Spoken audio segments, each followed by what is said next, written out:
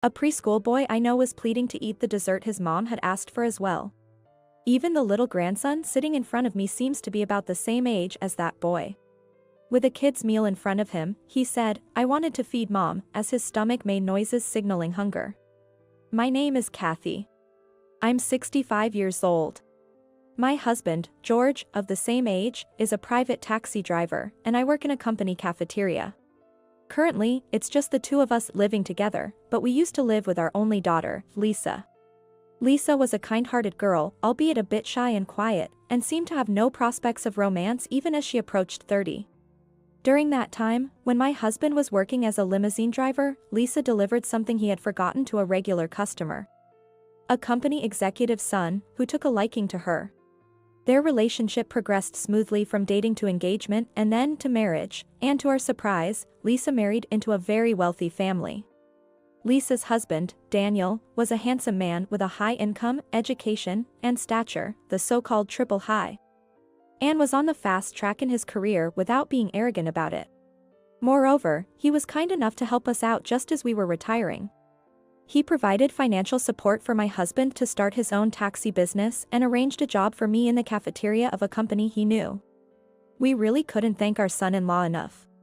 About a year after their marriage, Lisa gave birth to a lovely boy, Sky.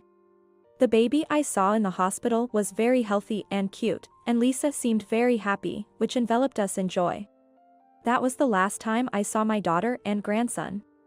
Despite attempting to contact them several times, the replies were scarce, probably due to the busy new parenting life. And according to a message from my son-in-law, it's a daily struggle, so please wait until we're settled. Before we knew it, years had passed without a chance to meet due to an epidemic outbreak. Though I felt lonely, I tried not to worry, taking no news as good news. I wonder if we'll be able to meet this New Year's. Today is my day off. I was arranging last year's Christmas cards on the table, checking the list and names of people to send them to. I sighed. Knowing how busy my taxi driver husband gets around the holidays, my daughter and her family never visit. You might think we should just visit them, but with the request to please wait, we couldn't just barge in. The only time we get to see our daughter and grandson is through the yearly Christmas card. The cards, always taken at a photo studio, offered a rare glimpse of their faces, but it was slightly frustrating to see them in such tense, formal expressions and attire. I wish I could see what you two look like in your daily lives. Last year's Christmas card was the same as usual. Compared to the Christmas cards from colleagues and friends featuring children with beaming smiles. It can't be helped. Other families are other families, and ours is ours. My husband, who had been working the night shift, would be home in about an hour. He requested a hot soup for today's cold snowy weather, so it's about time to start preparing lunch. Just as I was about to put away the Christmas cards and roll up my sleeves, the doorbell rang. I hadn't ordered anything or made plans to meet anyone. I wonder what it could be. With a question mark in my head, I cautiously opened the door, and there, in the falling snow, stood my daughter, Lisa, looking somewhat haggard. And her son, Sky, who had grown much taller. Side by side. "It's been a while, Mom." "Eh? What's the matter all of a sudden? You should have told me you were coming." "Well, come in, it's cold out." I invited Lisa and Sky in and closed the front door. Their shoulders were dotted with many small drops of water. As I handed them towels and urged them inside, that's when it happened. Lisa suddenly started to cry. "Hey, why are you crying?" "Please, Mom. I need you to take care of Sky for a while." "Eh?" I let out a foolish sound, caught off guard by the unexpected request. Upon further inquiry, it seems that my son-in-law, who is working from home, finds it distracting to have a small child around and wants us to take care of the child until his next office day. Don't talk as if Sky is to blame. I accidentally raised my voice and quickly looked at Sky. It's unclear whether he heard or not, as he stands motionless, eyes cast down. I made Lisa lift her face and continued in a hushed tone. "Besides, we're not prepared for this sudden request. Doesn't he go to kindergarten? We're taking him out of kindergarten for future entrance exams. Anyway, please take care of him without asking anything." I have to go back to my husband, but I promise to come back for him. Please. I beg you. Lisa gripped my shoulder painfully. To see her this desperate. Feeling uneasy about Lisa's demeanor, yet seeing how earnestly she pleaded, I decided to take in Sky. Thank you, Mom. My daughter's face brightened instantly, and she hugged Sky, relieved. I'll come to pick you up once things settle down. Stay here with Grandma and Grandpa until then, okay? Don't worry. They are both very kind people. After reassuring her son, Lisa left. Now alone with Sky, I knelt down to meet his eye level. I asked him cheerfully and with a smile. It's been a while, Sky. You've grown so much. How old are you now? I'm 4 years old. Sky answered in a small, expressionless voice. Oh dear, he must be nervous. It can't be helped, we haven't seen each other since he was a baby. Come on, it's cold in the entrance. Come in. Yes. Sky entered the living room, looking uneasy. Sit anywhere. I'll make something warm. How about some hot milk? Yes, please don't trouble yourself. Such formal language again. I tilted my head at his adult-like expressions. While warming the milk in the microwave, I prepared a tea bag in my mug and poured hot water. Returning to the living room with 2 mugs in hand, I couldn't believe my eyes. Sky was sitting on the floor, with his back rounded. Hey, the floor must be cold. Come on, the sofa is free. This is your mom's childhood home, so it's your home too. Make yourself comfortable, okay?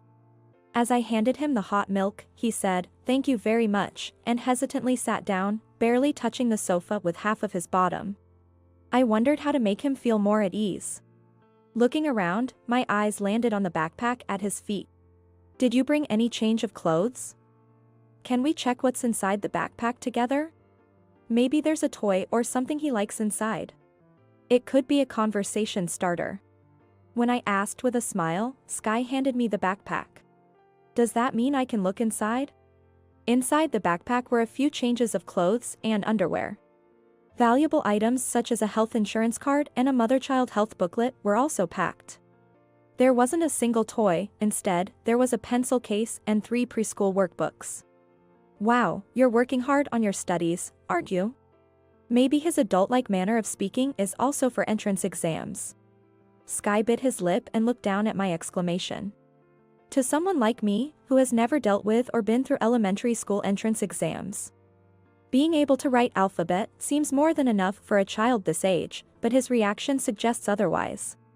I smiled ruefully at the indescribable sadness. As I reached out to pat his head, he visibly flinched, startling me. Eh?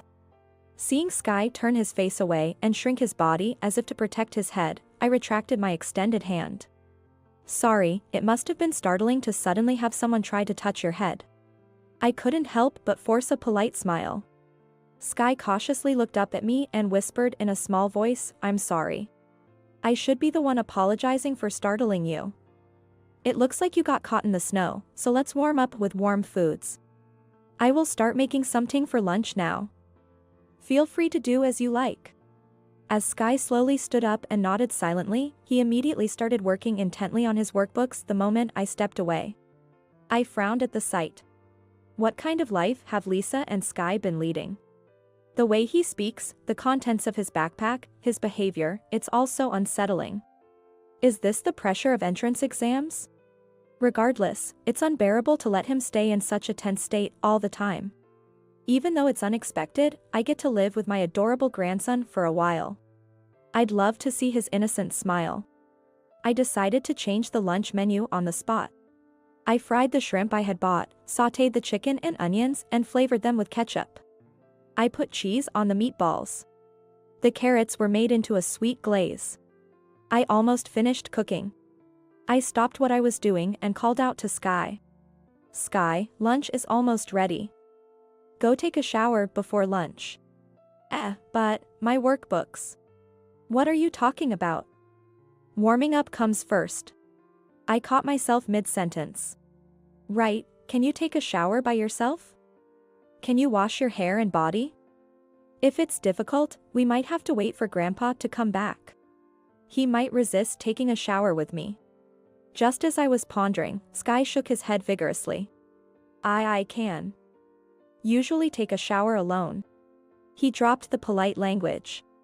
I couldn't help but soften my expression at this unexpected change. Struggling to contain my smirk, I gently told Sky. That's good then. I still have kitchen duties, so please take a shower alone. Take your time and warm up. I led him to the changing area. And I handed him a towel. I could hear the shower running. He seems to be doing fine. Relieved, I returned to the living room to resume my kitchen work. Dishes I hadn't made in years began to line up on the kitchen countertop. As I was arranging the completed dishes on the biggest plate in the house, Sky entered the living room with pattering footsteps. Just as I was about to tell him that lunch was almost ready, the sound of the front door opening echoed. Soon after, my husband's voice rang out in surprise. Whose shoes are these? Sky's shoulders jolted in shock. Hey, there are small shoes at the entrance. Who's this child? My husband, entering the living room, widened his eyes in astonishment. Welcome back. This is Sky. He's 4 years old now. He's grown a lot, hasn't he? They came by today to ask if we could look after him for a while. I gently nudged Sky's back. He looked nervous. Good evening. Sky, is it? You've grown so much. Remember me? I'm your grandpa. Seeing my husband's beaming smile, Sky glanced at me quietly. I also smiled warmly. Come on, you must be cold too. Please go take a shower. Should Grandpa join you in a shower, Sky? Take a good look. Sky has already finished taking a shower. Besides, you're always taking a shower so quickly. After I hurried my husband off, Sky stared at us with a bewildered expression. Then, as if relieved, he let out a soft smile. There you go. When he smiles, he's just like any boy his age, isn't he? I seated Sky at the table and placed a one-plate lunch and soup in front of him, brightening his expression instantly. It's Grandma's special kids' meal. Please enjoy. I used my cafeteria honed skills to create an original kids' meal. While Sky was in a shower, I cooked everything. He was about to take a bite with his fork when his hand suddenly stopped, as if he realized something. Then, furrowing his brows, he looked up at me with a question. But I haven't finished my workbooks yet, and I haven't gotten a perfect score. I was at a loss for words, not understanding the meaning behind Sky's words. Soon after, my husband came out, drying his hair. Is that a kid's meal? Looks delicious. Aren't you going to eat? Yes. Studying is important, but it's not good for children to be hungry. Encouraged by my husband's words, I gently spoke, and Sky slowly brought a meatball to his mouth with his fork, murmuring, delicious. As if relieved. Feeling relieved myself, my husband whispered to me from behind. You haven't hurt yourself or anything, have you? Excuse me? What an odd question to ask out of the blue. As you can see, I'm perfectly fine. Not even a scratch on me. After all, if I had injured my hands or fingers, it would interfere with my work, so I'm always very careful. No, ha ha ha. That's good then. Puzzled by my husband's forced laugh, I began preparing his portion of the meal. As the three of us sat down to eat, my grandson nibbled hesitantly at his food. If it's too much, you don't have to force yourself, okay? It's not that. If we eat slowly, even a little bit can make you full. I always share with Mom like this. I know how it works. I want to give some of this to Mom because it's delicious. Share with Mom. As I struggled to comprehend Sky's words, my husband suddenly stood up and left the room. Where are you going? I could hear him talking to someone in the distance. After a while, he returned, clutching his cell phone. He beckoned me to a corner of the room. What's going on? I called Lisa's house. That's unusual. My husband hardly ever calls our daughter. I called the landline. It was good she picked up. What does he mean? Before I could ask for clarification, my husband continued with a serious look. Listen. Don't raise your voice about what's going to happen next. Stay calm, as usual. I didn't understand what he meant. Despite never having seen such intensity from my husband before, a cold sweat ran down my back. Smiling gently, my husband knelt beside Sky and asked softly. Sky, do you love your mom? Sky nodded slightly. And do you love your dad? As soon as that question was asked, Sky bit his lip, looked down, and started to tremble. Sky. As I rushed over, Sky looked up at me as if clinging for support. I understand. I'm sorry, Sky. Your grandparents are here for you and your mom, okay? It's going to be all right. I just need to lift your shirt a bit. My husband gently lifted my Sky's shirt. The sight of numerous painful marks scattered across his soft skin made me swallow a scream that was about to escape. There were many bruises and scratch marks. And there were patches of blue and red bruises. My husband let out a quiet sigh, then hugged Sky, who was stiff with fear, and asked. Was it your dad? Without saying a word or nodding, Sky just sniffled and let big tears roll down his cheeks. I took that as his answer. I couldn't believe that something like this was happening. The reality was too hard to grasp. We need to hurry, let's go, my husband said, looking determined. As I looked up, my husband was already putting on his jacket, grabbing his wallet and car keys. Get last year's Christmas card. We're going to Lisa's place. Before I knew it, my husband was in the car. Remember, it's the same with a taxi. If you go head-to-head with a dangerous customer in a private room, you'll lose. Here's the plan. My husband said. As he checked the address and map, he gave me directions on what to do. The issue was what to do with Sky. Considering the place, I was debating whether to have Sky stay home alone. But then Sky took the initiative to get into the car himself. I'm going to Mom's place, he said. Determination was clear in his eyes. He truly is an experienced driver. Once my husband checks the address on the New Year's card, he drives smoothly without even needing to use the GPS. Throughout the ride, Sky kept his fists clenched tightly. It seems the trash in the changing room raised my husband's suspicions. He found it odd to see a large number of band-aids discarded and became convinced something was wrong after observing Sky's behavior. When he called our daughter, she sounded unsettled and quickly hung up, claiming she was busy. It's strange, isn't it? Even though we are his grandparents, we're practically strangers to each other. And it's the first day we're taking care of him. Normally, if I call, wouldn't you expect some concern for her child, asking if something happened? From the behavior at the time of drop-off, it seemed like Sky didn't fear my daughter, and given her demeanor, it didn't seem like she was averse to her child to the point of leaving him with us. The drive to our house, where my daughter, who doesn't have a driver's license, arrived after traveling through the cold snowy weather by train and bus, would take about an hour. Despite being virtually strangers, she made the trip. It gave me a sense of how isolated my daughter must be feeling. At the same time, I shuddered when I thought of my daughter's seemingly kind husband. To do such a thing to such a small child. Arriving at my daughter's house for the first time, it seemed twice as big as ours, with a grand gate that seemed almost to reject us. When Sky approached the gate and waved his hand near the sensor, the gate slowly opened. The front door was unlocked. It felt like I caught a glimpse of my daughter's true feelings, which she hadn't expressed in words. Where have you taken our heir? A sharp pain struck my cheek. I am Lisa. The one raging in front of me is my husband, Daniel. He was always somewhat domineering, but his personality seemed to change completely after our son's 3-year-old checkup, where we were told his development was slow. It was because of my poor parenting.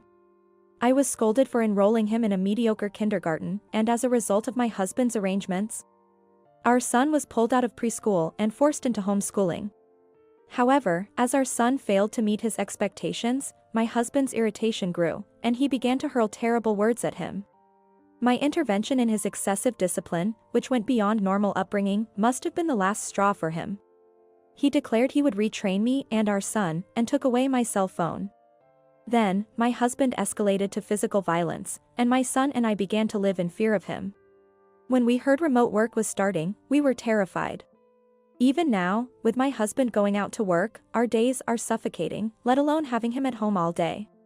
I took the chance when my husband was out to secretly leave the house and take my son to the place where I felt safest. I said you had an important meeting, so I thought it would be best not to disturb you and left him with someone I know. I recited the excuse I had prepared. It seemed my husband didn't notice our son was missing until much later. And despite being in the middle of remote work, he went out of his way to turn off the camera and microphone to scold me. I could see the ongoing meeting on the screen behind him, muted because he was wearing headphones. As if being the lowest as a wife and mother wasn't enough, you go and do as you please. That's why he doesn't grow up. Because you coddle him like that. My husband's arm moved with force. I braced for the impending pain, and just then, a shadow fell over my vision. Lisa is the best, and Sky is growing up just fine. It was my father who stood there. My father caught my husband's hand, and with the skill of karate, he moved behind him. He obscured the computer with his body. In the next moment, he had expertly immobilized my husband with just one hand. Ouch. Why are you here? Before that, how about you explain your recent remarks towards Lisa and those painful marks on Sky's body? It all happened so fast, I couldn't look away. My father, who had dealt with various customers alone over the years, practiced self-defense and held a black belt in karate. For my husband, who had grown sedentary from desk work, there was no contest. After a moment of fluster, my husband adopted a calm, outwardly friendly demeanor. This is our issue. Please don't interfere in our family matters. Besides, you can see I'm in the middle of work. Let me go.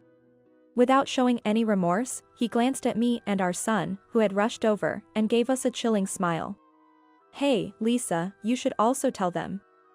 It's not right to involve your parents in our household matters, right? Being physically and mentally abused, sometimes starved or locked in a cold room, we were conditioned to obey my husband's commands. Dad, let him go. My involuntary plea made my father slowly release his grip. My mother, who had silently entered at some point, stood next to my father, arms crossed.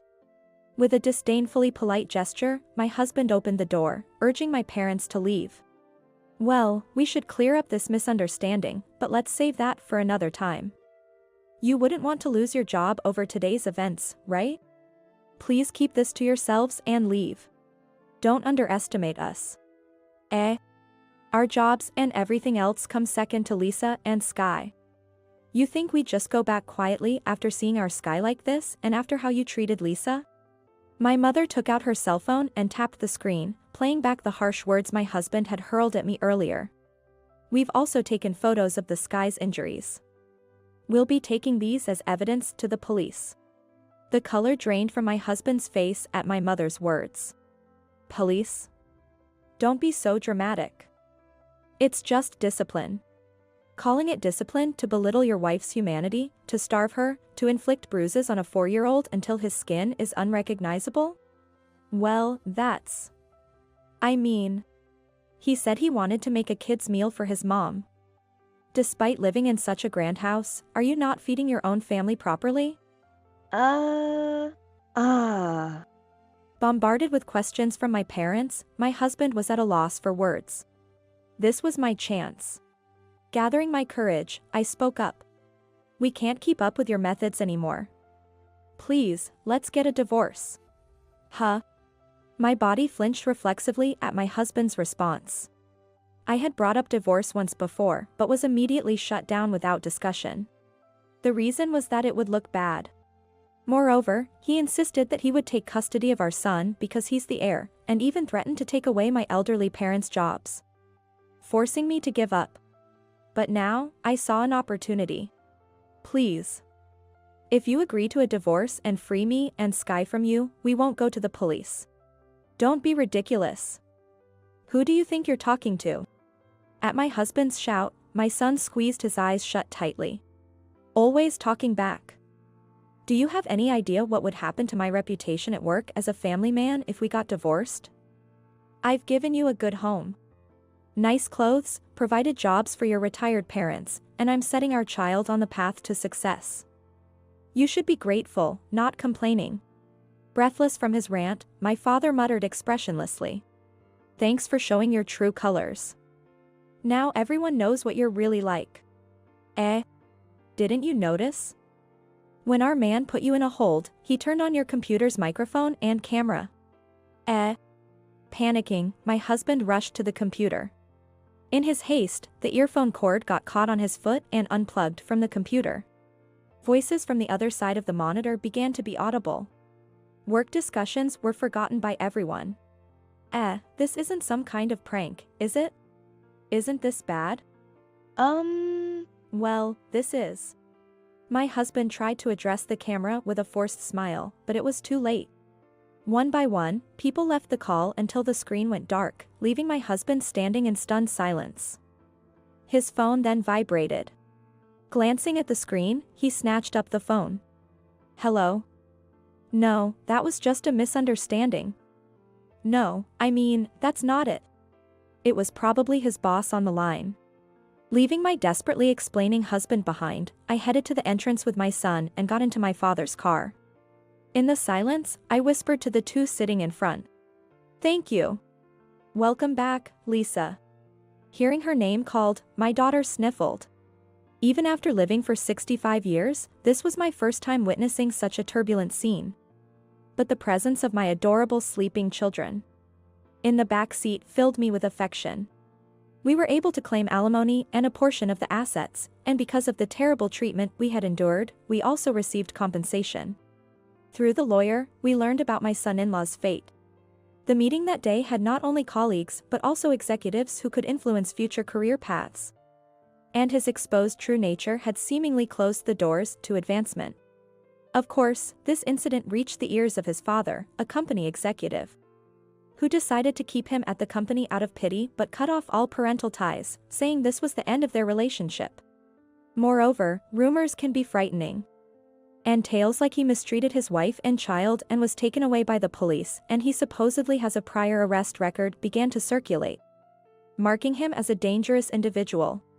Though he has no place in the company, he must continue working there to pay a significant amount to my daughter and grandson, making his work environment extremely uncomfortable. Coincidentally, my daughter also started working there. Laughing about gaining weight from the delicious staff meals, she seemed to have regained her spirits.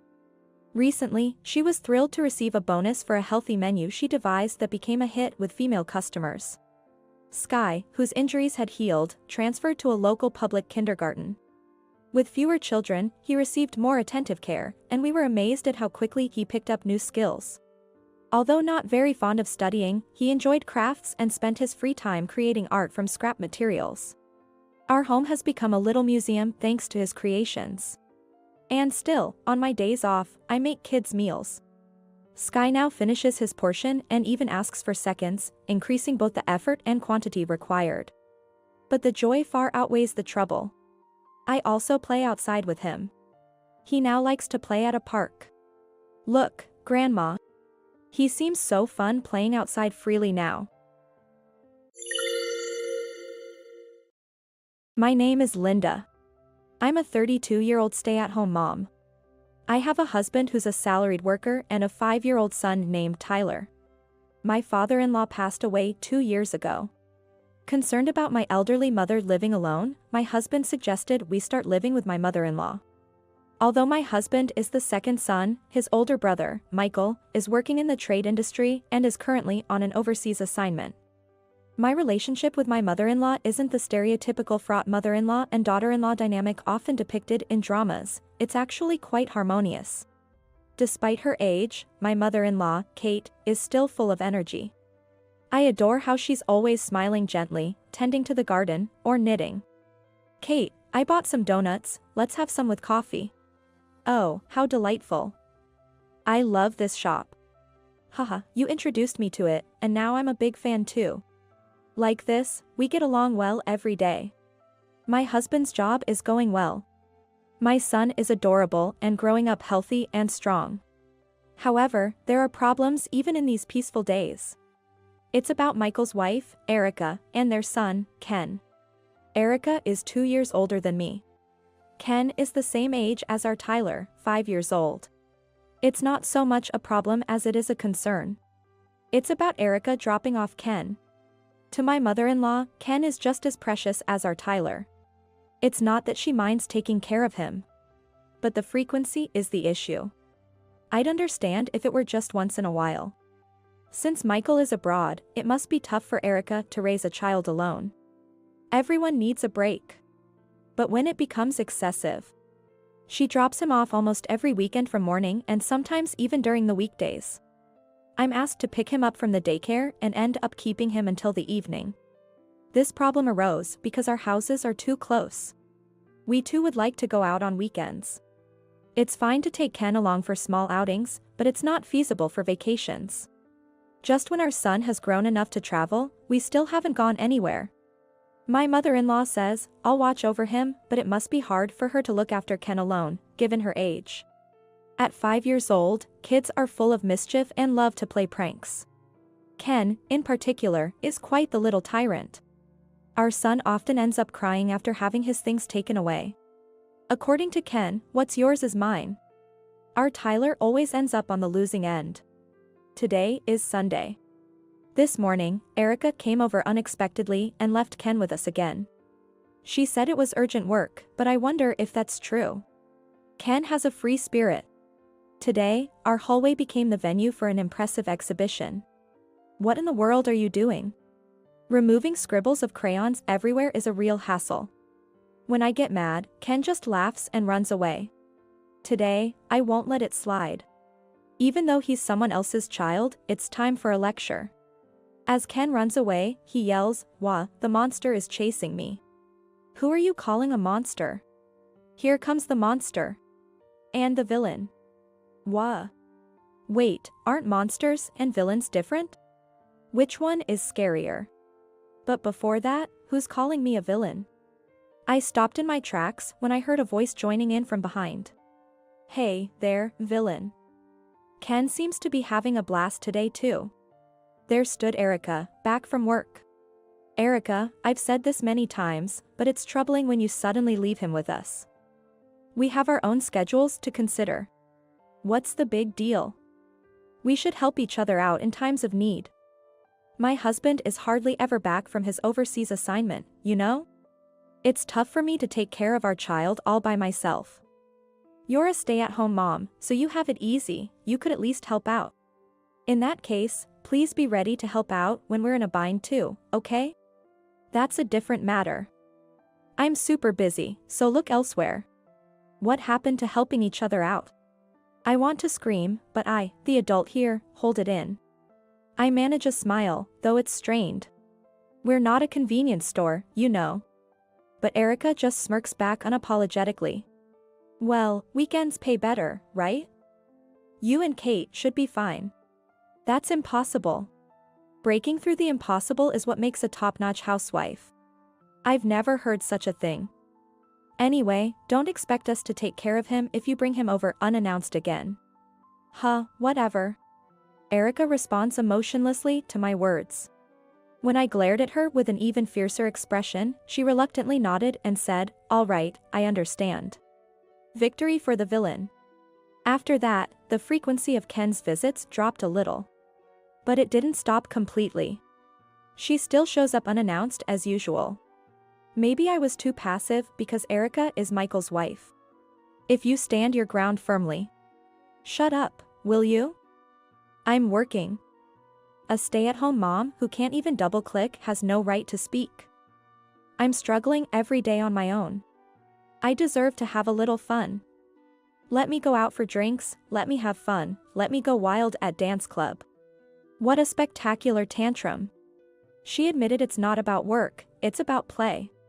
Going wild at dance club, really? Even though you leave him with us every day, how can you say you're struggling on your own? We spend more time with Ken than you do. Time spent together doesn't define the bond between parent and child. Ugh. Enough, I'm wasting my time talking to you. I'm off to dance club alone. I'll dance until I feel exhausted. Hey, wait. Erica flees like the wind. It's always like this with her, and getting nowhere. On weekends, at least my husband is around to help with the kids, but weekdays are a different story. When I'm doing the shopping or preparing dinner, the kids are often left with my mother-in-law, which tires her out. Feeling like we were reaching our limit, my husband spoke to Michael about it. But the response wasn't promising. He mentioned being too busy with work to deal with it, arguing that working for the family was inevitable. Sure, working for the family is important, but neglecting them is not the right approach. It's counterproductive. Yet, Michael ended the call with a casual, "Take care of my wife and son for me, will ya?" How irresponsible. Getting a straight answer from Michael was like catching smoke. Talking to Erica was futile. What are we supposed to do now? Then, one day, an incident occurred during the loud cicada sounds of midsummer. This year's heat was particularly severe, with a string of extremely hot days. While we were minimizing our outings, my mother-in-law collapsed. It was another scorching day. Heatstroke was the cause. Fortunately, I noticed quickly and called an ambulance, so her condition wasn't critical. But given her age, she was hospitalized as a precaution. I'm sorry for the trouble. I just couldn't stop worrying about the garden and got too carried away with it. No, I'm the one who should apologize for not noticing sooner. My mother-in-law looked apologetic, but I shook my head. I was the one who felt sorry. Worry and guilt made me feel like crying inside. My husband and son also looked worried. But her recovery was quick, and it was a relief to see her complexion improve. Looking at us, my mother-in-law said, "Isn't tomorrow the start of your summer vacation? Why don't the three of you go on a trip? It's the perfect time." We were shocked by her suggestion. We said it was impossible, but she reassured us, "I'm in the safest place possible now, the hospital, so it's okay." Eventually, I couldn't hold back my tears any longer. A mix of emotions just came pouring out. "Please contact us immediately if anything happens." To my words, my mother-in-law smiled and nodded reassuringly. It was right around the summer festival. My husband was about to start his summer holiday break. Taking my mother-in-law's words to heart, we decided to go on a short car trip, though it was quite sudden. It was just an overnight trip, but it was enough for us at the moment. "Grandma will join us next time," my son said, and both my husband and I nodded with a smile. And on our way back from a fulfilling trip we hadn't had in a long time, that call came out of the blue. It was from Erica. "Hello? Ah, hey, there. What are you doing? I've been calling you so many times. I'm sorry, I didn't notice. Is something wrong?" "It's not just a something. I left Ken at your front door a while ago. Take care of him for a bit, will ya?" "What?" "Ah, wait," she hung up. In a rush, I checked the call history and realized that over 30 minutes had passed since the first call. "Honey, please drive safely but hurry. Ken has been left in front of our house." My husband, startled by my urgent request, gripped the steering wheel tighter. We must always drive safely, no matter the situation. But just this once, I wished our car could turn into a jet plane. "Please let him be safe," I prayed, clutching my phone tightly. A week later, my phone rang. It was from Erica. "Hello. Long time no speak. Gosh, I'm so tired from my business trip. Thanks for looking after Ken for a whole week. I'll come pick him up today." So cheers. "What are you talking about?" "Huh? I mean, Ken is. We're on a trip right now." "What? Oh, right, I see. But Kate is there, so." "Kate has been hospitalized this whole time. Didn't you see the message I sent?" I asked, knowing she hadn't seen it. She probably thought calls from us were a nuisance. Given that the calls went straight to voicemail after a few tries, she must have turned off her phone. Erica's voice started to rise as she processed my words. "A trip? Since when?" "Since the day you last called. We were in the car on the way there." "And Kate?" "She had already been hospitalized by then. It looks like her discharge will be a bit later." "What? Wait, then where's Ken?" I don't know. That's ridiculous. With that, the call abruptly ended. I listened to the toneless beep, smirking as I looked at the person next to me. Ken. I was a bit surprised when Erica burst in, looking frantic.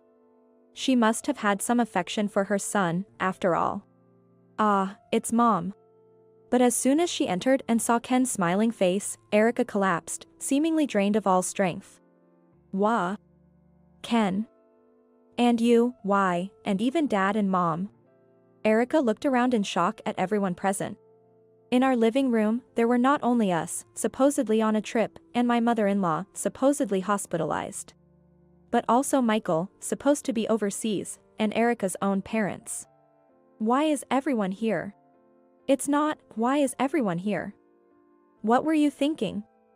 Leaving Ken at the door without saying anything. On such a hot day, what were you thinking, you fool? What?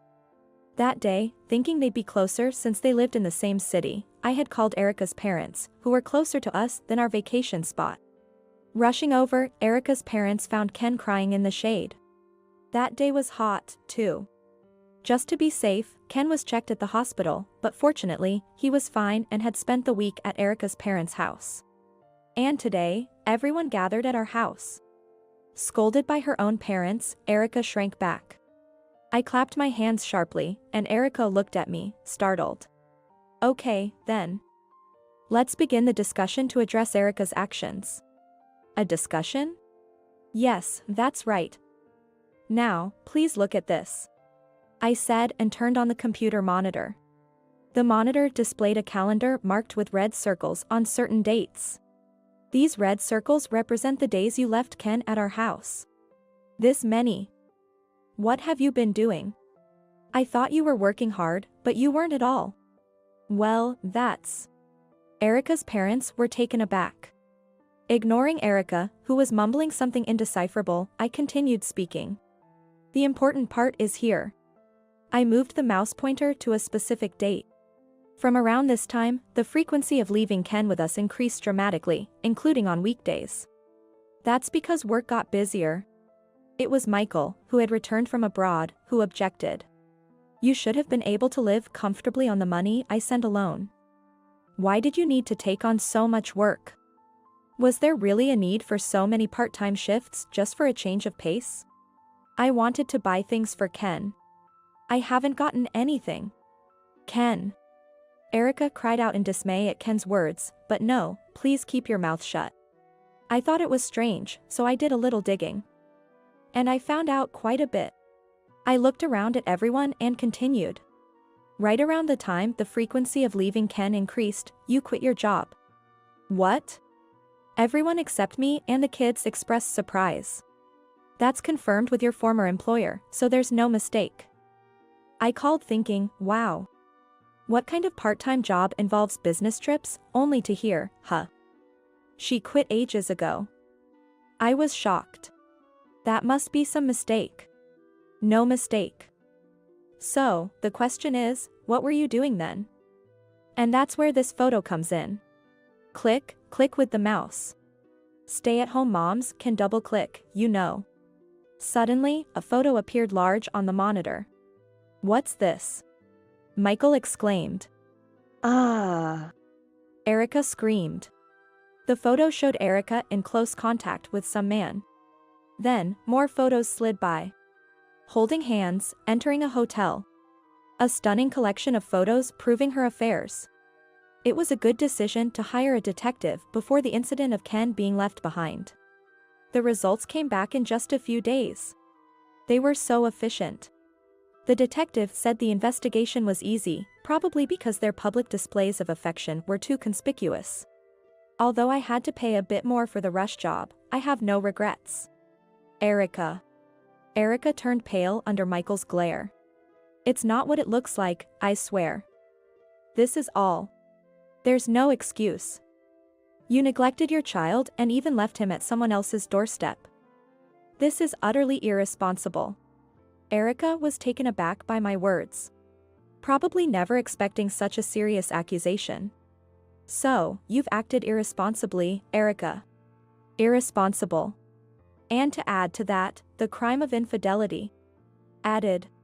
Now, Michael, please go ahead. I waved my hand towards Michael. He nodded and announced. Divorce. He had already decided to get divorce. What? No.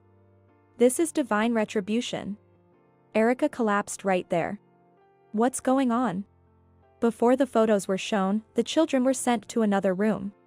But hearing Erica's scream, Ken came back.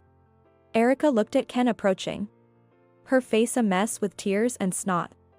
Ken seemed a bit taken aback. Ken, you need mommy, right? You'd be lonely without me, right? Ken appeared to contemplate Erica's words. But it was only for a moment. He quickly smiled and said, I don't need mommy. Even when we're together, you have always on your phone, and you only make macaroni and cheese. Well, kids are honest. And they are innocent, too. Erica was face down on the floor, devastated by the honest yet innocent words from her child. Afterward, my mother-in-law pretended not to know anything. I gave Michael a thorough talking to for his part in this. Michael was full of apologies, showing deep remorse. Erica was whining and reluctant, but her parents took her back to their home. A few months later, the divorce was finalized smoothly. Of course, Michael got custody. Erica was asked to leave her parents' house and is reportedly living modestly. I heard that from her parents. Incidentally, Erica's affair partner vanished the moment Michael filed for compensation. As for Ken, he is being lovingly raised by Erica's parents.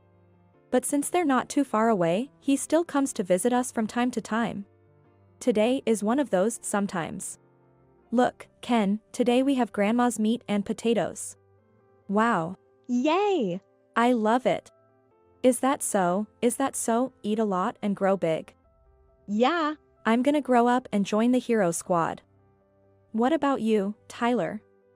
What do you want to be? I want to be the hero, too.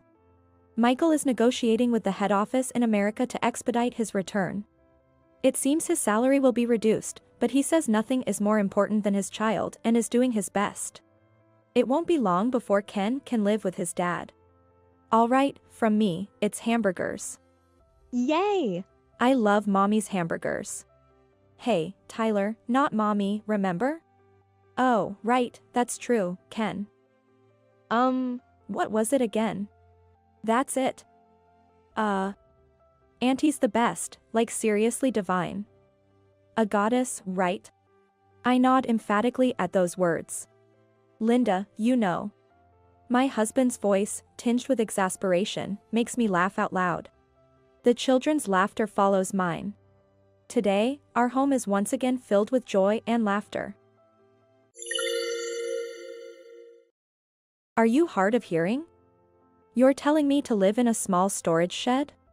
Suddenly, my eldest son and his wife, along with their 5 children, came to stay at our house. After indulging in alcohol, they began to hurl insults at me, demanding I leave in disgrace. Hearing this, I was furious and silently began to pack my belongings. Once I had packed everything, I devised a plan and bid them farewell, saying, well then, I'll be returning to my parents' house. Ignoring my eldest son Michael's surprised "huh" from behind, I hurried off to my parents' home. I was on a mission to save my grandchildren by seeking help from a certain individual. My name is Elizabeth. This year, I turned 86, having once been one of the top actresses. It feels somewhat embarrassing to call myself a top actress. But I worked so hard during my active years that I take great pride in it. Surely, acting was the thing I worked hardest at in my life. I retired from acting when I reached the retirement age of 65. I wanted to continue working for life, but my husband persuaded me to stop. He proposed, why don't we spend our remaining years leisurely together and watch our grandchildren grow? Moved by his dedicated support, I decided to retire. Since then, I've been living a comfortable life with my husband, occasionally playing Othello with the grandchildren who visit or going out for tea. My husband passed away when I was 66 years old. I was told it was due to heart failure. He had been living with a time bomb in his heart ever since he suffered a heart attack when he was young. The fact that he lived this long without any incidents was considered a miracle by doctors, as he had always been quite healthy otherwise. Our last exchange was the usual see you tomorrow. Since we slept in separate bedrooms, I didn't notice anything was wrong until the next morning. Of course, I was in tears at the funeral. It was my eldest grandson, Jake, who helped me through the overwhelming urge to follow my husband. "Grandma, I can't replace Grandpa, but we'll be here to support you. Let's live this life together till the end," he said, along with the other 4 grandchildren, taking turns visiting my house. Thanks to their daily visits, I rarely had to spend any time alone. However, one day, even Jake, who visited the most, suddenly stopped coming to the house. It was so sudden. Normally, someone would show up every other day, but then, all of a sudden, no one did. Worried something had happened, I decided to call my son Michael's house. "Hello?" The person who answered was Michael's wife, Emily. I didn't know her well, we had only met at their wedding and my husband's funeral. Without a proper introduction, Michael got married. Before we had a chance to navigate any mother-in-law issues, a grandchild was born, leaving Emily and me in a state almost akin to estrangement. Thinking it wasn't good for the future, I tried inviting her for meals and other things, but she consistently declined. Despite my efforts to reach out, I was continuously turned down, leading me to feel as though I was being deliberately avoided. Since then, I've been distant from Emily. My discomfort around her was significant. Hello. Emily? This is Elizabeth speaking. Elizabeth. How are you doing? In contrast to the octave higher voice that answered the phone, I could tell the warmth vanished instantly upon hearing my name. She responded lazily in a tone lower than her usual speaking voice. Although her attitude hurt me, my reason for calling today wasn't about her. Why hesitate now? Determined, I asked Emily. Lately, I haven't seen Jake and the others around. Is everything okay? I'm worried, are they all right? They're as healthy and active as ever. So, please don't worry. It's just that they've been coming over to your place so often. I thought it might be too much, so I've kept them at home. I was taken aback by her response. Kept them at home? I never said they were a bother. There's no need to worry about that, they're always welcome here. No. They were coming over almost every day, and I didn't want you to think less of my parenting. Please, don't mind it. Emily then made these sarcastic comments. Her words were so unexpected, I couldn't help but respond sharply. I would never think that. Please, don't be offensive. Oh, is that so? I'm terribly sorry. However, the children won't be visiting for a while. Please enjoy your solitude. With that, Emily hung up abruptly, leaving me with the dial tone. I was genuinely taken aback by her remarks. Once again, Emily's aversion to me was evident, though I couldn't understand the cause. What led her to act this way? Did I inadvertently do something to offend her? Our interactions were limited to a few occasions. And even then, we barely communicated. I was left with many unanswered questions. It seemed I would have to forego seeing my grandchildren for some time. This thought left me deeply saddened for the rest of the day. Eventually, Michael reached out to me unexpectedly. Long time no talk, Mom. I know it's sudden, but can we stay over tonight? Michael's tone was casual. Was he aware of the recent conversation when he called? I decided to inquire directly. Just you staying over? Why just me? It wouldn't make sense without Emily. The whole family will be coming. The whole family. Has Emily agreed to this? Michael's devotion to Emily was absolute, almost to the point of idolization. Even if Emily was at fault, Michael would justify her actions. In other words, he wouldn't take my side. That's when it hit me. She knows. That's why I'm calling. Emily mentioned something, Mom. Could you ease up on my wife? Michael clearly sided with Emily. Though I expected it, remembering Emily's previous comments only intensified my frustration. I understand you might feel overshadowed by Emily's charm. But let's move beyond petty squabbles. What was he implying? Did he believe my concern was rooted in jealousy over Emily's affection from him? I harbored no fondness for Michael.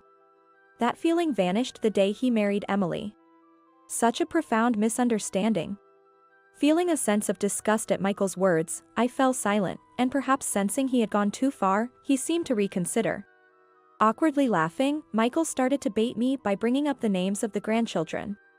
Come on, Jake and the others really want to see you. Please, just for tonight. The moment I heard my grandchildren's names, memories of the last time we met came flooding back. My grandchild left with a smile, saying, "See you tomorrow," as they waved. Goodbye. How much time has passed since then? My anger dissipated, replaced by a hollow feeling of loneliness. All right. I'll get things ready, just let me know when you're coming. Typical mom. Thanks, you're a lifesaver. In the end, my desire to see my grandchildren outweighed my reluctance to deal with my eldest son and his wife. Little did I know, this agreement would become my biggest regret. Upon their arrival, Michael and his family made themselves at home as if they owned the place, heading straight for the living room. The grandchildren greeted me politely, and the youngest, Sophie, who was only 14, showed more manners than her parents. This must be thanks to Jake. He once told me during a previous visit. It seems like mom and dad aren't interested in us, so I've been acting like a parent to everyone. At the time, I thought Jake was just being indulgent towards his parents. But seeing this situation, I understood. It wasn't that Michael and his wife were overly dependent on Jake. They likely weren't properly looking after their own children. Jake's role as a surrogate parent was quite literal. In effect, Jake had stepped in as the actual parent, truly caring for his siblings. That must be the case. Grandma, sorry, okay? Were you all right? While I was glaring at Michael and his wife, who had rushed to the living room, Jake spoke to me discreetly, ensuring his parents didn't overhear. Jake. Are you okay? We'll talk about it later. Here's my contact info. I had to get a new phone because the old one was cancelled, so make sure you save this, okay? Jake slipped a note into my cardigan's front pocket. Suspecting his intentions, I whispered to him. Did you ask your dad and the others if you could stay here because you wanted to? It came with a lot of begging and insults. Dad and mom are insane. If this continues, my siblings are in danger. His words drained the color from my face. Why should visiting here come at such a cost? Could a son really do such things to his mother? I was skeptical of the story. But then, I unexpectedly noticed an injury on Jake's neck. Jake, what's that? I'll contact you later, so please read this. Today is the only chance to save my siblings. Please, Grandma, help us. After delivering his message, Jake quickly left to avoid suspicion and joined his parents. I rushed to the bathroom and sent a message to the contact on the note he had given me. Then, acting as if nothing was wrong, I headed to the living room, where Emily was looking at me with dissatisfaction. Elizabeth, we're guests here, you know? Can't we even get a cup of coffee? Emily taunted me with a mocking tone. I was seething inside, wanting to yell at them to leave, but I couldn't afford to lose my composure. I couldn't betray the trust of my dear grandchildren who had sought my help in desperation. I had to endure it for now. Reminding myself of this, I resigned myself to being at the mercy of my eldest son and his wife for the day. After a few hours, everyone had finished eating and bathing. Despite the sudden increase to 7 people in a home meant for one, no one offered to help. Of course, the grandchildren tried to assist. But Michael wouldn't allow that. Hey. What are you guys doing? I'm tired from work and my back hurts. Instead of helping Grandma, you should be massaging my back. He's like the boss of Monkey Hill. He makes the vulnerable grandchildren obey him and treats them like his own servants. How many times did I witness this scene throughout the day? I will never forgive this. I can't leave my precious grandchildren in the care of such people. While I desperately thought of a plan and managed the housework, I finally got a chance to take a bath. That's when I received a message on my phone. It was from Jake, listing the details. I was at a loss for words as I read through it. In essence, the message referred to that day. It seems their inability to visit my house started when Emily scolded Sophie, the youngest. The grandchildren had been lying about coming to my house. This was because they would get scolded by Michael and Emily for attempting to visit. On that day, it was Jake who came, but during his visit, Sophie was scolded, leaving marks on her body. Enraged, Jake confronted Michael and Emily fiercely. But the more he stood up for them, the more the weaker granddaughters were scolded, almost as if to make an example of them. Unable to bear seeing them cry and beg for forgiveness, Jake had no choice but to obediently follow Michael and Emily's orders. The terrible acts continued, and whenever Jake showed the slightest displeasure, Michael would fly into a rage. He resorted to physical means to discipline Jake. Feeling helpless, unable to do anything on his own. Desperate for someone to help. Thinking of me, he wondered if meeting me could somehow offer salvation. Pleading with Michael and Emily, Jake begged to see me one last time, no matter what. The message detailed other vile acts they had endured, making me feel sick just reading it. All the grandchildren had marks hidden under their clothes, living in fear of Michael and Emily. They wouldn't let them see me without a reason. They would surely take some action, so Jake urged me to be cautious. The message ended with that warning. Pondering over how to resolve this issue and stepping out of the bath, I saw Michael and Emily drinking heavily. "Hey, Mom, you're done already? It would have been nice if you just drowned in the bath." "Just kidding. That would be too much trouble to clean up afterward, so never mind." "Hey, don't say too much. If she starts crying in her sleep, her wailing will keep us awake." Their vile laughter and mocking of me were unbearable. I couldn't hold back any longer. Deciding on a course of action, I was about to move when Emily said something shocking. "By the way, since this house is so small, you should sleep in the storage shed." I stopped in my tracks at her words. "Excuse me? What did you just say? Are you hard of hearing? You're supposed to sleep in the storage shed." Perhaps it was the alcohol speaking. Emily glared at me annoyingly, her attitude haughty. And Michael joined in, both of them intent on driving me out of the house. "Yeah. We want to spend time as a family without interruptions, so Mom should get the hint and leave." Hearing this, my anger exploded. There was no need to hold back anymore. Michael, a memento of my late husband. I had endured so much, thinking of my husband, but that didn't matter anymore. I would make them regret this. LL show them hell, I resolved. Silently leaving the living room, I gathered only the valuables and important items from my room before returning to the living area. Michael and Emily looked surprised to see me with my belongings and regarded me with curiosity. "Just as you wished, you can have the house to yourselves." "I'm going back to my childhood home," I declared. "What? Back to your childhood home? What are you talking about?" "See you." Michael appeared confused by my pointed statement. Ignoring any response from him, I made my way directly to the door. As soon as I stepped outside, I quickly sent a message to Jake from my phone. "Wait for me. Grandma will find a way to save you." After sending just that, I shut my phone. Leaving my house behind, I headed to the home of my youth. Standing before the grand entrance, I inhaled deeply and, with determination, pressed the doorbell. "My lady? What's happened?" "Enough with a my lady, Ethan. Remember, I'm over 80 now." "My lady" is a title from another time. "What are you saying? To me, you'll always be my lady." "I'm opening the door now, please hold on." After our brief exchange, Ethan opened the door. I was then welcomed by several butlers, with one woman gazing at me attentively. "What brings you here at this time? Couldn't you have visited earlier? It's dull here by myself." "You could visit more often, you know. You're as lively as ever, sis. I wish I could borrow some of your vigor."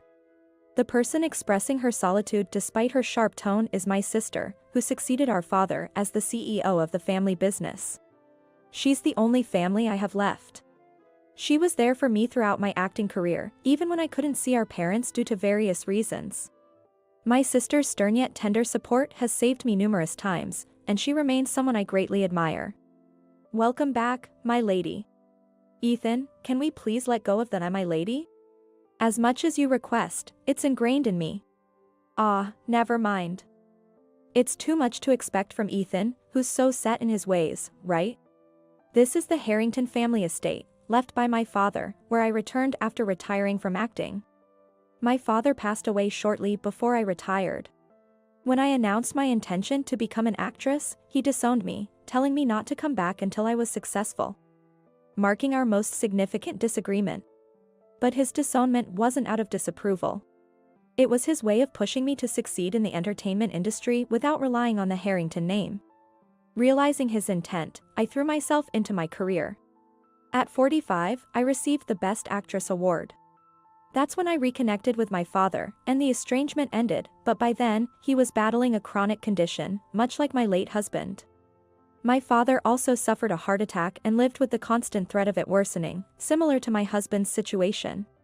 Both my father and husband were remarkable men. They were strong, yet kind-hearted, often awkward but deeply loving. Shortly after my dear father's death, my mother passed away. Since then, my sister has taken over the family responsibilities and has been safeguarding the Harrington legacy. What's this, arriving at such time? And with luggage, too. This man, Ethan, was my personal butler during my time at the mansion, always looking after me attentively. Now, he's assumed the role of head butler. The once inexperienced Ethan now supports my sister as a competent butler. I need your help, and sisters too. I must rescue my grandchildren. Explain everything that's occurred. Seeing the urgency in my expression, my sister immediately sensed the gravity of the situation and escorted me to the parlor. After I recounted everything, Ethan sprang into action. As my sister listened to my story, she immediately began preparing what was needed. So, I see the situation. But your testimony alone is too weak. Can't we do something? I'll do whatever I can. You said anything, right? Then I'll give you a task only a great actress like you can perform. And that would be? If you fail, you won't be able to get the grandchildren back from that couple. You need to conduct a leading interrogation. Record it and bring it here. That's your mission. Perhaps she was excited about something. With a sly smile, my sister handed me a video camera. Thus, a large-scale rescue operation involving my family was set in motion. With everything prepared, Ethan accompanied me back to my house. The living room lights were still on, indicating that Michael and Emily were likely awake. However, amidst the raucous laughter, I could hear the crying voices of my grandchildren, continuously apologizing for some reason. Worried, I rushed into the house and headed for the living room. What are you doing to them? There, Sophie was on her knees, crying and apologizing, while the other grandchildren, despite being sleepy, struggled to stay awake.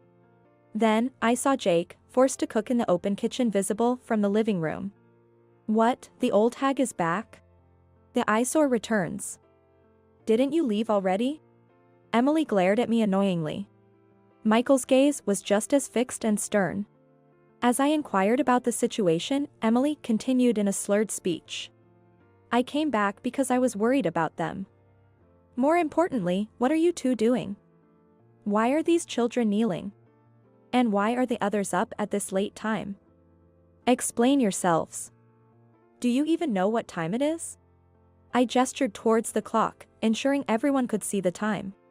Shut up. It doesn't matter what time it is. It's ridiculous for the kids to go to bed before the parents. Exactly. Who's going to take care of us after we've been drinking if the kids go to bed first? We're raising them to take care of us, otherwise. What's the point? These people were no longer human. I had already resolved myself, but executing my plan would mean taking the children's parents away from them. I couldn't say I had no hesitation, but after witnessing such reality, there was no room for restraint. I approached Sophie, looked closely at her neck to confirm the marks, and began questioning Michael and Emily. These marks on their bodies, you're responsible for them, aren't you? So what if we are? It's like a show of affection, right? Proof of love from us, a love whip. So you admit it. Next, it seems you've been confining them to prevent them from seeing me. How do you explain that? What did you say? Emily glared at me, wondering how I knew. But I wasn't intimidated. Because I had strong allies by my side. Unfazed, I continued to press on with my words. So, you were restricting them, taking away their freedom. Is there a mistake in this fact? Who told you that? Don't answer a question with a question. I'm the one asking now. Emily must have been frustrated by my resolute demeanor. Her face was flushed, whether from the alcohol or anger, it was hard to tell, but she made her fury evident and began to hurl insults. It's none of your business. So what if we confine them? It's our right as parents to do what we want with our children. Outsiders should keep out. So, you admit to the confinement. Then, all the actions you've taken for that purpose were also deliberate. Old woman, what's with you, constantly attacking Emily? Well, I'm not just blaming Emily alone. Huh? Without showing any disturbance, I maintained my composure. If I failed, the grandchildren wouldn't be saved. Don't falter, I will definitely protect these children. Without showing any emotion, I kept up the pressure, as if I had returned to my active days, continuing to act confidently. And I continued the conversation without letting my guard down for even a millimeter. What a pathetic son. Are you really Alf, child? You're nothing like your father. If your dad were here, he wouldn't let his wife handle this, he'd be the pillar of the family, holding everything together. Shut up. You're not even related by blood, so stop lecturing me. Indeed, Michael and I had no blood relation. Because Michael was my husband's child from a previous marriage. We never had our own children. So, who's the outsider still clinging to this adopted relationship? As long as you're my adopted child, you'll always be my child. No matter how much time passes. Isn't it natural for a child to be scolded by their parent? Then I'll gladly leave this behind. You're nothing to me, not family, not a parent, just a stranger. Got it? So stay out of our business. To cut ties with me as a parent, is that what you're saying? That's what I'm saying. Hearing this, I was certain of my victory and couldn't help but laugh out loud. The eldest son's family must have been confused by my reaction. They all stared at me in astonishment. Ignoring their reactions, I called Ethan. When I signaled him to come in, Ethan entered the living room with several bodyguards. What the? Who are you guys? Pleased to meet you, Michael. I am Ethan, serving as the butler to Miss Elizabeth. A butler? What's going on here? I'm terribly sorry, but we've recorded everything on video, audio included. We've also placed a camera in the lady's bag and captured your abusive behavior towards your children, so we're considering consulting the police. What did you say? Wait, just a minute. Don't you get it yet? My sister, who showed up just saying she was coming over, was dressed in dazzling clothes, reminiscent of a certain famous sister duo. With a look that seemed to say she thought they were poor, she looked down on the eldest son and his wife with a mocking laugh. If you don't have money, at least try to cultivate some class. That's all people like you can take pride in. My sister let out a flamboyant laugh. She's been watching too many dramas. It was almost unbearable to watch. Despite the seriousness of the situation, I couldn't help but smile at my sister's exaggerated character. You all were easily manipulated by Elizabeth's words, confessing to your own abuse and cutting ties with her. What? It was a ploy devised by me and my sister because the evidence and testimonies were too weak to protect these children by legal means alone. It turned out to be quite entertaining for me, a nice way to kill the time. Wait, I've seen this person somewhere before. Sophie, with tear stains on her cheeks, looked up at my sister. She probably recognized who my sister was. She must have seen her on TV before, as my sister made occasional appearances. Pleased by the recognition, my sister approached and gently patted her head.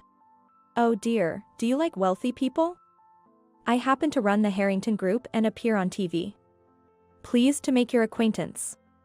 I'm so happy to finally meet you all. My sister gently wiped away the tear stains as she spoke. Seeing this, Michael tried to take back his daughter, saying not to touch her, but he was stopped by our burly security personnel. Realizing he stood no chance against their size, Michael quieted down and abandoned his protest, leaving Emily to fuss. I then called the police. I reported the house disturbance and showed them the entire video. Emily desperately tried to defend herself, but I sealed their fate with my words. Please, I want to protect these children. I ask for your strict intervention. The seasoned police officer nodded firmly and took the resisting eldest son and his wife away. Understanding that their parents were gone, the grandchildren broke down in tears of relief and joy. Sophie must have been really scared all this time.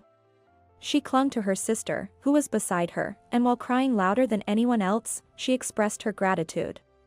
Grandma. Thank you, really, truly thank you. Sweetie. I'm sorry for being late in saving you. Saying this, I hugged Jake, who continued to cry from the pain, and I too shed tears of relief that I could save them. Since then, the vile actions of the eldest son and his wife came to light, and they were successfully arrested. The harassment towards me was apparently out of jealousy, seeing that the grandchildren loved me more than them. The scars on the grandchildren's bodies also proved their guilt, and currently, the eldest son and his wife are serving time in prison. Worried that they might be released and return to their old ways, I decided to file for guardianship for the minors at the family court. Our excellent lawyer worked hard, and given the circumstances, it was highly likely we would win the case. Since then, I have been living happily with my grandchildren. Following my sister's suggestion, we moved out of the old house and are now all living together in my childhood home. Grandma, can you make us your children? The grandchildren asked in unison, requesting to be legally adopted. It might lead to another legal battle, but that doesn't matter. I want to protect my precious grandchildren. For their happiness, I can become a demon if necessary. I will continue to protect the grandchildren who give me the strength to live.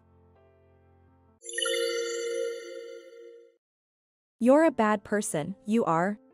Aren't you the same for listening to such a wicked woman? And what about Emily? Is she all right with this? It's fine. I can't even think of her as a woman anymore. My husband, Ethan, and my real sister, Natalie. It was not their first meeting. And this is what happens the moment they're left alone. I felt something boiling up from the depths of my stomach. Leaving Ethan and Natalie behind, the three of us went to the botanical garden. It was a great day for a drive. As we entered the main road, my daughter, Chloe, suddenly said, "Oh, that's right. What's up?" "Mom, I made sure the doors were locked." At that moment, both Benjamin and I probably froze in our tracks. What she was referring to was the entrance to the basement where the two of them were supposed to be. My name is Emily, a 35-year-old housewife. Currently, I live with my husband, Ethan, who is 2 years my senior, and our 8-year-old daughter, Chloe. I've thought that maybe having one more child wouldn't be such a bad idea. But there were two reasons why it ended up being just Chloe. One was that I, myself, couldn't desire to have siblings. I have one sister. It was obvious, even to an outsider, that my parents favored her. I disliked both my parents for favoring my sister and also myself for hating her. That's why I was afraid of giving Chloe siblings. My sister, Natalie, was cute even from a sister's perspective from a young age. Bright-colored clothes suited her, with her large eyes and a distinctly sharp facial structure. She was always smiling and good at acting sweet. As for me, my face was rather unremarkable. My dark-colored thick hair was unmanageable, always causing my mother distress. Oh. Emily's hair is so hard to make look cute. I hated my mother's size. The main reason I went to a university in the city and looked for a job there was to get away from my family. From my sister and my parents who favored her. But then Natalie returned home. I found out through a call from my mother. "What's up? This is unusual." "Well, Natalie has come back home again." "Again?" "Yes, again." Natalie had been married twice before. The first time right after graduating from college. To be blunt, it was a shotgun wedding. Though it's called a blessed wedding now, Natalie's situation really felt like it happened, so there's no choice. The partner, Lucas, was 5 years older than Natalie. They met at a mixer, and the assertive Natalie pushed forward until it was discovered she was pregnant before employment, leading to marriage. Even our parents thought Lucas was a good match at the time. His parents were also pleased initially, having gained a beautiful daughter-in-law. However, it didn't take long for Natalie's true nature to show. Within 5 years, her spending habits, supported by everything her parents bought for her, emerged there as well. Lucas, having saved up for their future home, found his savings spent by Natalie and could no longer trust her, leading to him initiating a divorce.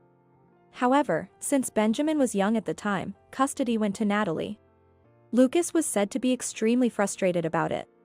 But she was with her next husband for quite a while, right? What happened? Well, she cheated. My mother's voice was heavy. A year after divorcing Lucas, Natalie quickly found another partner and remarried. Her being in her 20s at the time probably played a big role. A divorced, single mother in her 20s with beauty. The next partner was the manager of the place where she worked part-time. Again, her appearance and outward charm played a big part. And with the marriage to the manager, she even quit her part-time job, worrying about how it looked to others. I told her to stop overspending this time, but well. Yes, the overspending somewhat subsided. The next partner had a lower income than Lucas, which was a significant factor.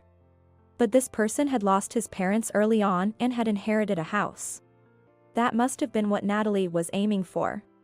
There would be no need to spend the income on a house. Maybe she thought that if she did it again, she would lose her source of dependence. But, you know, it was okay until Benjamin was in elementary school. Until elementary school? You're a mother too, right? You know about the socializing among mothers? I nodded in understanding. Indeed, such socializing keeps you too busy to have any spare time. But when Benjamin started middle school, those social interactions disappeared, and she had free time. Free time? She cheated because she was bored? Well, the men Natalie chooses are always good as marriage partners, but not necessarily charming as men. I was astounded. Can a mother really say that? And now, Natalie and Benjamin are staying at our house. Hey, Mom, by the way, since she divorced due to cheating, could she afford to pay the alimony? Do you think she could pay? We had no choice but to pay it ourselves. It wasn't just a temporary cover. Always too lenient. And so, Emily, she said she might visit you from time to time. What? You must be joking. Why should I have to entertain my sister now? What are you saying? She's your only sister, right? Oh, the same old pattern. You've always been cold-hearted. Natalie said so too. You hardly ever come back home. Of course, I would. Why should I return to a home where I feel uncomfortable? Please, Emily. Benjamin seems uncomfortable too, having changed schools several times. I was at a loss for words when she said that. My nephew, Benjamin, is truly a good kid. Eventually, the two of them started coming to our house frequently. Now, by some twist of fate, we live in the neighboring state to my childhood home. And it's less than an hour's drive away. Having a sister like Natalie is the first reason why I lost the dream of having siblings and didn't want more children. The other reason is that, since pregnancy and childbirth, my relationship with my husband has become sexless. It all started with a transfer and moving. Initially, when we got married, we lived near the city center. But just as we had gotten through pregnancy and childbirth, a sudden transfer order came. We were to move to a relatively large regional city. That's when Ethan suddenly suggested, "Land is cheap here. Let's build a house here." Ethan chose a location in the eastern part of the county. We ended up living an hour's drive from my childhood home, which is at the western edge of the neighboring county. And the house we built was a bit unusual. Well, at a glance, it looked like a typical modern prefab house. However, Ethan had a basement built. See, I always wanted a studio. This was news to me. Sure, I knew he was knowledgeable about art. He even chose art museums for our dates before we were married. But I never thought he'd be the one to paint. Huh? Didn't I tell you? I was in the art club in high school and wanted to go to art college if possible. But it seems the cost of art college entrance exams was too much for Ethan's family. It had always been a regret of his, so when we built our own house, he always wanted a studio. But why underground? I need stable light from the north. As a result, a semi-basement was created with the first floor elevated. The studio was placed where there were windows for light. But it was too big for just a studio, so I decided to use half of it as a storage room right down the stairs. I heard that in this area, a major earthquake is always expected. So it's normal for every house to have an earthquake-resistant design and to keep emergency supplies. I gathered various things and stored them there right after moving. I also use it for occasionally used outdoor gear and as a storage for the fruit wine and preserves I make as a hobby. The door to the inner studio is solid, lockable from both inside and outside. If Ethan locks it from the inside, it's his dream space. On the other hand, the storage entrance just has a simple latch. Since the inner door is solid, we didn't put much importance on the storage door. Ethan began to spend more and more time in the basement whenever he had free time.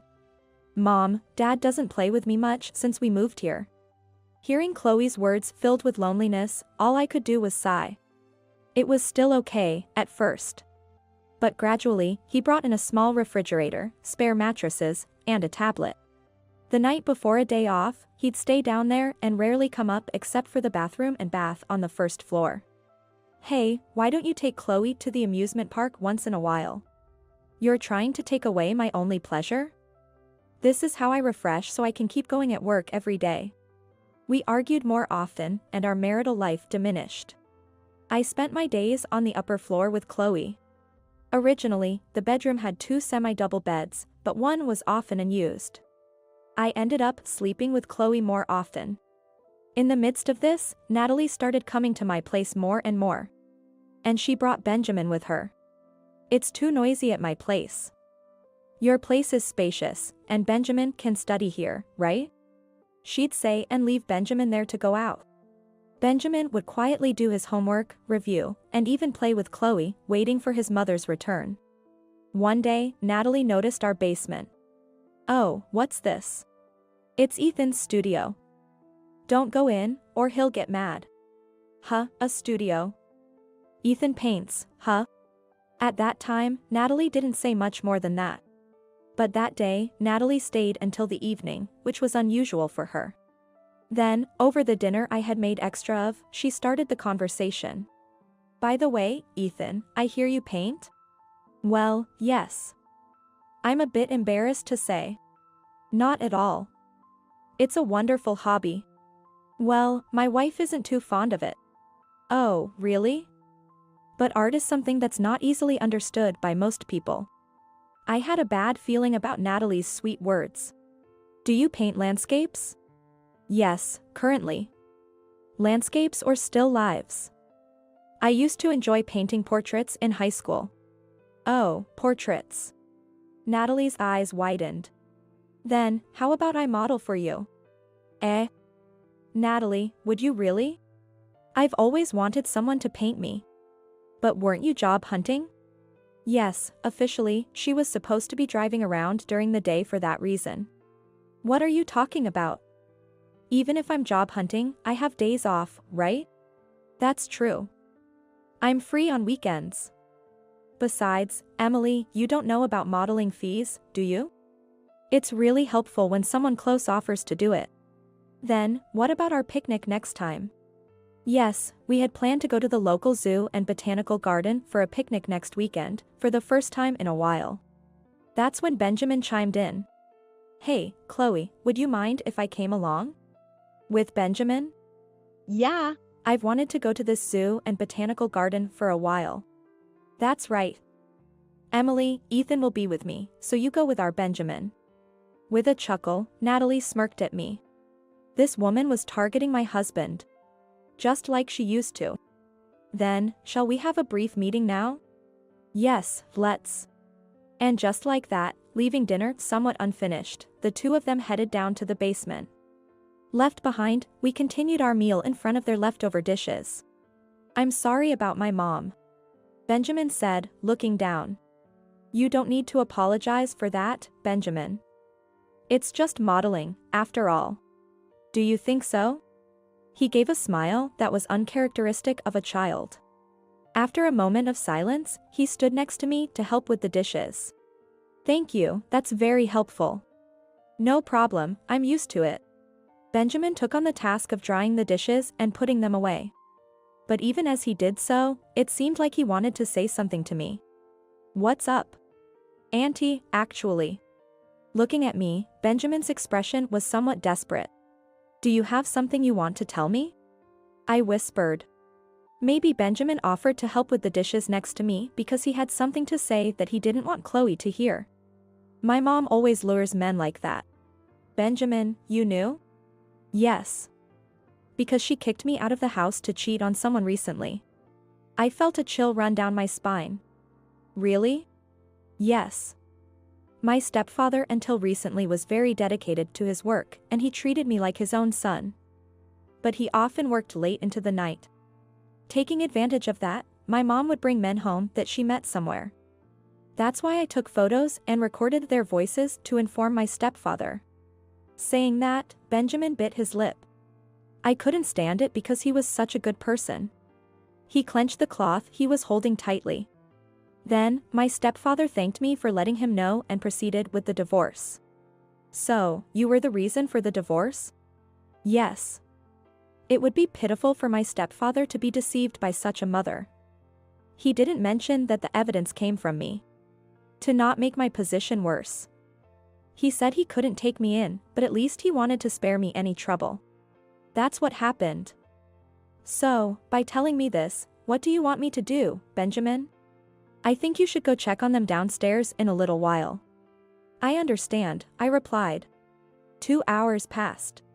Benjamin was keeping Chloe entertained by playing games with her. "I love you. You're my big brother." This truly well-behaved child was also good at handling Chloe. Between games, he searched the zoo and botanical garden on the tablet, exciting Chloe about what they could see there. While they were happily playing, I quietly went down to the basement.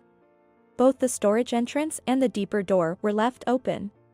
I silently entered the storage without turning on the light and moved to a spot where I could see into the studio without being seen. What I saw was Natalie sitting on a drawing stand, embracing Ethan. Even from a distance, I could see that the buttons on Natalie's blouse were undone. "You're a bad person, you are. Aren't you the same for listening to such a wicked woman?" "And what about Emily? Is she all right with this?" "It's fine. I can't even think of her as a woman anymore." They laughed lowly together, followed by unbearable sounds. Certainly, this was not their first encounter. And this happens as soon as they are left alone. I felt something boiling up from the depths of my stomach. But I didn't burst in yelling at that moment. The word model is convenient. Even in such attire, Natalie would probably say nonchalantly, "There's such a thing as nude modeling, right?" And Ethan would defend it with something like, "It's to understand the lines of the body." I needed something more decisive. Quietly, I left and went back upstairs. Upon my return, Benjamin said, "Just as I told you, right?" "What will you do, Auntie?" he asked again with a mature, sober tone. "I have an idea." "Is that so?" "Then I'll brace myself too." And then the weekend arrived. Saturday, the sky was clear. The weather turned out to be warmer than expected. Thinking we could have a picnic on the grass at the zoo and botanical garden, I was searching for outdoor gear in the storage with Chloe. By that time, the inner door was already closed. Natalie, who had brought Benjamin along, quickly went into Ethan's studio and closed the door behind her. "We can't know what's happening behind the door right now." "What do we need?" "A sheet and..." Thinking about the possibility of strong winds, I also decided to bring a pop-up tent. To prevent it from flying away, I included pegs and ropes. "Auntie, is the tent okay?" "We'll ask at the entrance." While having this conversation, we carried various items out. Both Benjamin and I had our hands full, so we left the door open. Then the three of us got into the car and set off. It was a perfect day for a drive. As we entered the highway, Chloe suddenly said, "Oh, that's right." "What's up?" "Mom, I made sure the house was locked." "Oh?" "Because both you and Benjamin had your hands full. It's not good to leave the house open when we're going out, right?" At that moment, both Benjamin and I probably froze in our tracks. Chloe knew about the existence of the studio but didn't really understand what it was. "Ethan insists on cleaning and everything else in the studio himself, telling me not to touch anything. That's why we usually lock the inner door during the day so Chloe doesn't move anything inside. But today. Hey, Chloe, why did you lock the storage door? Benjamin asked her. Because just now, the door to the usually tightly closed back room was slightly ajar. Mom, aren't we supposed to always lock the back room? But I don't know where the key for the back room is. So I thought maybe I should lock it from the outside. Oh, I see. The back door has a proper lock. But the outer one just has a latch. So Chloe could close it. I see, that's right. I realized the situation and felt a smile forming on my face. Then I said to Chloe, "Hey, Chloe, after this, let's go visit your grandpa and grandma on Dad's side." Really? Is that okay? This was all part of the plan. Visiting the in-laws was already scheduled. It's been a while, so let's stay overnight. I added that to the plan. And the next evening. After spending about 2 hours driving from the zoo and botanical garden, we had a wonderful time having dinner, breakfast, and lunch with the three of us at my in-laws' house. We should probably head back soon. No, not yet. It was during a conversation over tea. The classic ring of a phone sounded. It's mine. The police? What's that, Emily? Can you put it on speaker for us? At my father-in-law, Bob's request, I switched the phone to speaker and answered. Yes, hello. Sorry to bother you, this is the police department. Is this Emily's phone? Yes. This is Emily speaking. The background noise of the person claiming to be from the police was noisy. I could also hear the sound of an ambulance in the background. What happened? We received a report from a neighbor about the sound of breaking glass and a bad smell emanating from your home's basement. What? I exclaimed in shock. What exactly happened? Ethan said he would be staying home today. Yes, that's right, but what could it be? I said to my in-laws. They are genuinely nice people who adore their seldom-seen granddaughter, Chloe, very much. The only concern they usually express is about their son building a home far away, which they share over the phone. Honestly, compared to my own parents, they are incomparably decent people. They even warmly welcomed Benjamin, who is after all my nephew. I asked the police for more details. So, what exactly happened? It appears Ethan was the one who broke the window, the officers said. Could you explain a bit more? I'll explain chronologically, the officer offered. Then, shall we go play a game over there? Yes. Benjamin suggested, sensing the mood and taking Chloe away. Indeed, this was not a story for Chloe to hear. The police officer began to explain to us. A neighbor returning from shopping was startled by the sound of breaking glass and peeked into our house. Hesitantly, the neighbor, who usually communicates with us through neighborhood circulars, entered the yard to locate the source of the broken glass. It turned out to be a window of the basement, which usually didn't attract much attention. Panicking, the neighbor looked through the broken spot and saw a terrible smell coming through. With a naked man and woman wrapped in blankets or sheets, appearing to be in pain. They immediately called the police. One of the naked individuals turned out to be Ethan. My in-laws' expressions twisted rapidly upon hearing this. What on earth is he doing? Bob exploded with anger, but the conversation continued.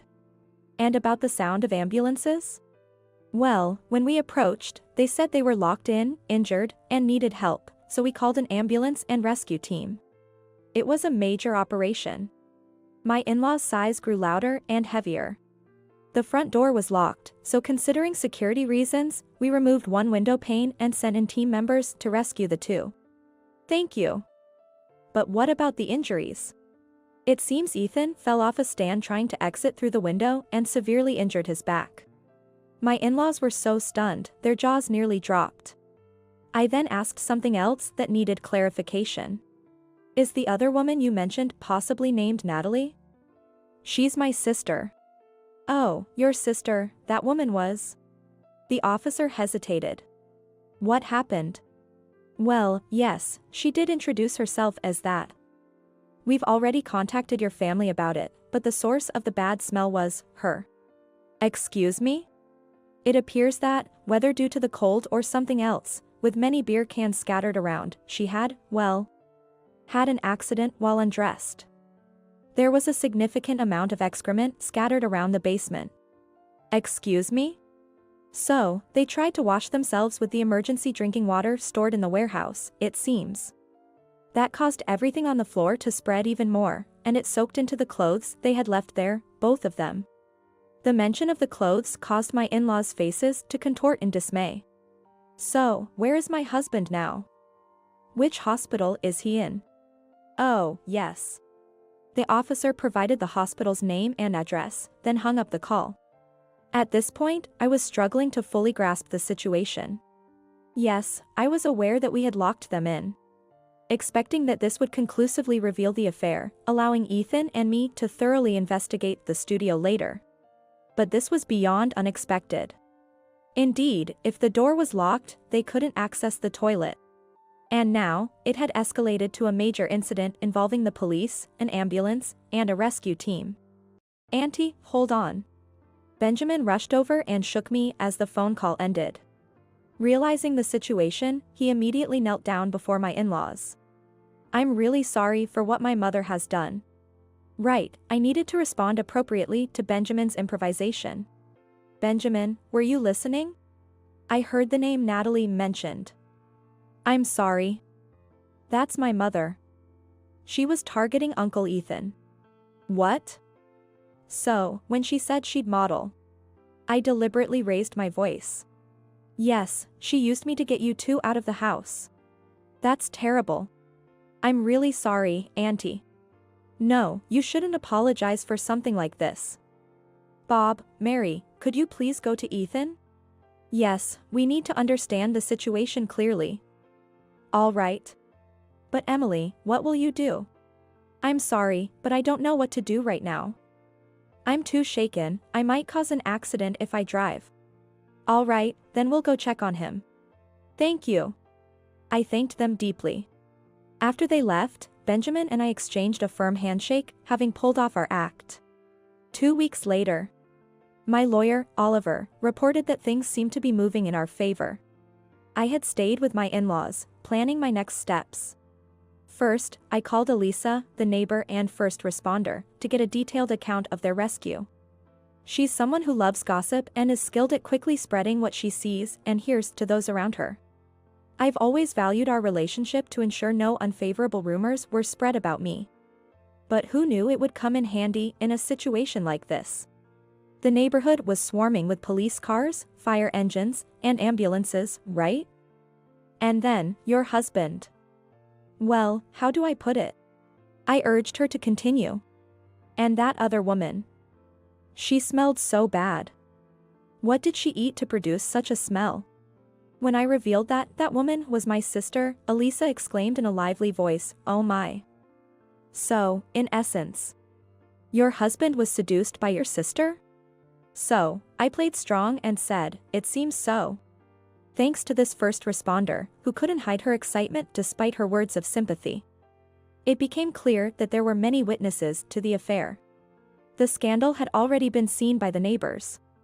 My words would surely spread quickly. Next, I looked for a lawyer who could offer favorable conditions for the divorce and a restraining order against Natalie. At that time, I didn't even want to see Ethan's face. So, I decided to finish everything through the lawyer. Can't we go home? Chloe asked. I explained, a thief broke into our house. Indeed, it was a robbery. A thief took Daddy away. Chloe tilted her head in confusion, seemingly not fully understanding. It's likely that this young child lost her expectations and closeness to a father who had ceased to play with her some time ago. Meanwhile, Ethan's incessant calls wouldn't stop.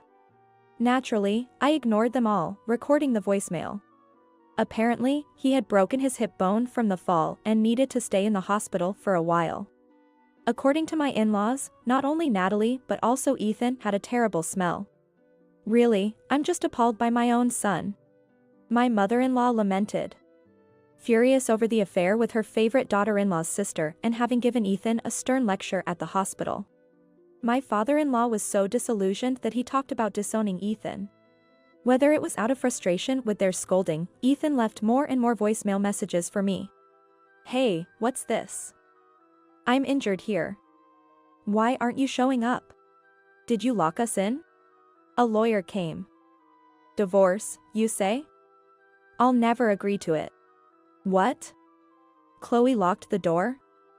That's... Hey, why is there a video circulating online? Did you do something? I get it. I'll agree to the divorce. But isn't this amount for alimony too much? Please. Even if I sell the house, the current state of the basement makes it unsellable. Cut down on the alimony. Please, just pick up the phone once. The last messages were already in a tearful voice. By the way, calls do come in from Natalie as well. But since they're incomprehensible, I turn the volume down to 0 as soon as I recognize it's her on the line. I can't let Chloe hear such foul language. Meanwhile, Benjamin managed to contact his biological father. My mom never gave me Dad's mobile number, but Grandma gave me the home phone number, telling me to call in case of emergency. An emergency? Yes. Grandma regretted not being able to win custody over Mom. Back then, there wasn't enough decisive evidence, so I ended up with Mom. So that was the case. But with what happened this time, I think it's clear she's unfit to be a parent, and I hope that's the outcome. Benjamin spoke with determination. I've always wanted to go with Dad. That's so. Thank you, Auntie. For giving me this chance. No, thank you. You see, your mom has always liked taking things from me since we were kids. Is that so? Benjamin looked up to the sky. But, it's different with people. If someone falls for it, they're also to blame. Especially if they have a family, they should resist temptation. Since he didn't, he's at fault. So, it's good that we're both rid of something harmful. Following that, my divorce was finalized. I secured custody of Chloe and settled for a division of property, alimony, and child support. Ethan decided to sell the dream house to cover the payments, but due to the incident and the terrible condition of the basement, the house was sold at a significantly lower price. That's why you're foolish. Workshops and studies are things you make after the kids have moved out. Leaving those words behind, my father-in-law apparently said, I'm cutting ties with Ethan. My mother-in-law, following her husband's lead, was dumbfounded when Ethan blamed Chloe for locking the door and decided to stick with her husband's determination. Both still wanted to see their granddaughter. I'm grateful for their help and plan to continue our relationship. As for Natalie and my parents, they were furious about the alimony claim. Oliver, my lawyer, mentioned, by the way, Emily has filed for disinheritance. She wants nothing to do with you. If you do anything foolish, she'll get a restraining order. Natalie, in response, grabbed a vase and struck Oliver with it. This act of assault led to her prosecution by Oliver, resulting in a short prison sentence for her. This led to even more compensation claims, forcing my parents to consider selling their home as well. The result of indulgence turned out to be quite something. Mom, I'm off to school. I'm off to work too. After that, I moved somewhat far away. To a place far from both my parents' home and the house we lived in before. Good morning. When I greet like this upon arrival at work, my current employer responds with, please do your best today as well. He is Lucas, Benjamin's father. Currently, I'm employed as an office worker at his company. It's not a large enterprise, but a sincere business rooted in the community. On days off, Chloe, who wants to visit Benjamin now back with his father, invites me to join her. Lucas's family also welcomes us. They are grateful for giving Benjamin a reason to come back. These people are also infinitely better than my own parents. Oh, the days surrounded by people where I can finally feel settled have arrived. From now on, I aim to live a bright and happy life, especially for Chloe's sake.